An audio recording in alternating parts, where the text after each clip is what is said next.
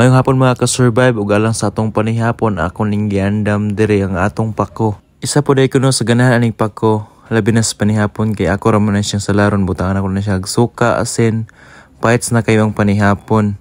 O karon ako na siyang gihagpatan diha. Tarangon lang jud natong hagpat mga ka-survive nga walay ulod nga maapil diha kay lain kayo sa tanan kung nay ulod. O ato jung tan-aw na maayo pagkaman ato na siyang hugasan og tarong para limpyo pud atong trabaho, limpyo pud atong pagkaon. Ug pagkaman akong hagpat sa pako, ako dayon na siyang gihugasan dira og tarong.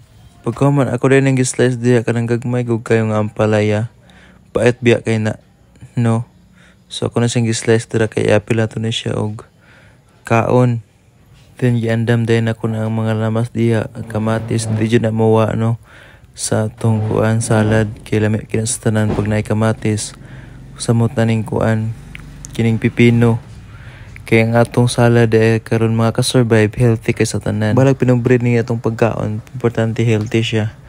Dili kay maapektuhan og maayo ang atong lawas sa mga sakit-sakit. And finally naandam na jud ang atong pagkaon, ang atong panihapon karon. O karon mga ka-survive, mga unta og bolang ni atong sudan no karong gahaponon. Dili jud ko pilian in terms sa mga pagkaon labi na sa gulay. Kay karon mangud nga panahon mahal na kay mga tambal diha sa pharmacy.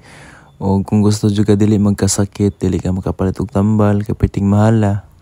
Kaon lang jud ta sa mga gulay nga mga healthy kay mao pud ni ang isa sa mga tambal. Makakaon na gani ka, makapanambal pa ka.